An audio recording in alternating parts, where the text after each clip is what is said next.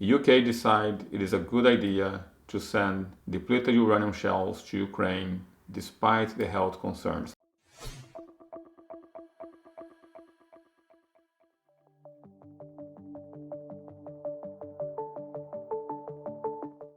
Alright, welcome back to another Crypto Vagabonds video and to our channel.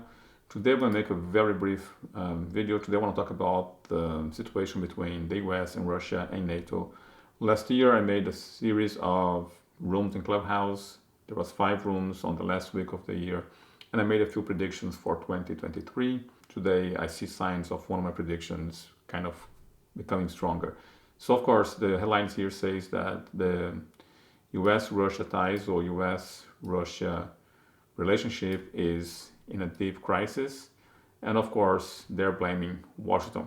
I don't want to dispute who to blame. I just know that the situation is escalating. So of course you guys already know that Finland became part of NATO. Again, I'm not going to talk here about should it happen, should not happen. I believe countries should create whatever alliance they need to create. However, I think the timing is a bit delicate for that. But here we go. Russia warns NATO as Belarus sees nuclear upgrade on planes and missiles. So pretty much Russia is sending their weapon to Belarus close to the borders with other NATO neighboring countries. But before that, here's what happened. You guys know that there is also the escalation between the relationship between China and the US. And I want to play this video to you guys here so you can see how this really is going to escalate things a bit more. So this is the political leader, the president of Taiwan, and this is Kevin McCarthy. And she's in the US, and looks what's happening here. Of Taiwan and America is a matter of profound importance to the free world, and it is critical to maintain economic freedom, peace, and regional stability. We will honor our obligations and reiterate our commitment to our shared values, behind which all Americans are united. Today was a bipartisan meeting of Republicans and Democrats united together in a place that symbolizes the freedom and the commitment and the bond that's only become stronger with the President with us today. President Tsai? Thank you. Speaker McCarthy, friends, I am delighted to visit the Ronald Reagan Presidential Library once again, this time with Speaker McCarthy and distinguished members of the Congress. I want to thank Speaker McCarthy for his warm hospitality and for his invitation to bipartisan congressional leaders who have taken time out of their busy schedules to join us today. Their presence and unwavering support reassure the people of Taiwan that we are not isolated and we are not alone.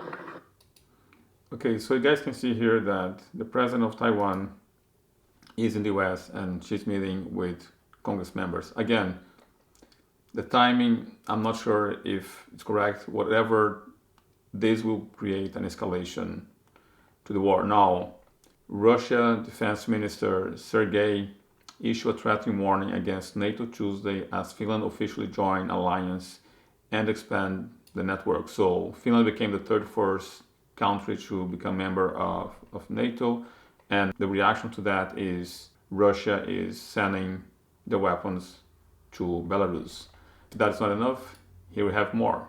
UK decide it is a good idea to send depleted uranium shells to Ukraine despite the health concerns. Now, I'm not sure why, but it's not forbidden to be using depleted uranium shells. So here's what happened. How safe is depleted uranium and why is UK decision to send to Ukraine prompting debate? Okay, they spoke to Angelo Tartaglia, an Italian lawyer who has defeated the state in over 300 legal cases, winning compensation for victims and their families. So it's a lawyer who has been involved in cases such as this. According to him, the case has raised awareness of the issue that has built a legal framework around the risks and the use of such munitions. The UK decision to send shells made with depleted uranium to Ukraine has raised a few eyebrows. The use of similar ammunition during 1999 NATO bomb in Yugoslavia is the object of several studies on the health risks posed by toxic material. So pretty much is nuclear toxic materials that they are sending to Ukraine and why to shoot nuclear contamination to Russia. And I have said before that this war was going to go nuclear way before there was an invasion to Ukraine. If you are a member of the Academy, if you're not, consider joining in the Academy. I made a presentation before the invasion was there. I spoke to some members of the Academy in July before the invasion that this was going to happen and things would be getting nuclear. So here we go. The Academy has been defending military officials who have suffered the consequences of exposure to depleted tritium weapons for the past 20 years, proving the link between the use of depleted uranium and several diseases. It is radiation, guys. It's the same thing as Chernobyl. Of course, it's in a smaller scale, but still the consequences are going to be the same. So here, let's see what happens. Depleted uranium, they don't have a nuclear component. This is not really true. Let's listen to this. Britain says that, together with its Challenger 2 tanks, it will also be sending Ukraine armored-piercing shells containing depleted uranium. In a comment the UK has described as disinformation, Russian President Vladimir Putin accused London of proliferating weapons with a nuclear component. They're not considered nuclear weapons. They do not have a nuclear component, and so they are not covered by nuclear non-proliferation treaties. They would be subject to the same export control restrictions as any conventional munition. So the Russian statement that this is somehow transferring a nuclear capability is completely incorrect. Experts say the Kremlin is well aware of this, especially since the Russian army is also using this type of shell. But Moscow is using this delivery as another pretext to speak about a nuclear threat. Russia is saying by using something that a willing mind might connect to nuclear weapons, that increases the chance that Russia, would use a nuclear weapon. So this has been a pattern almost since the beginning of the war, where we see these threats that continued support by the West to Ukraine could lead to the use of nuclear weapons. I don't want to dispute this with anyone. I'll let you decide for yourself. What do you think? This is an escalation? You think is a correct move?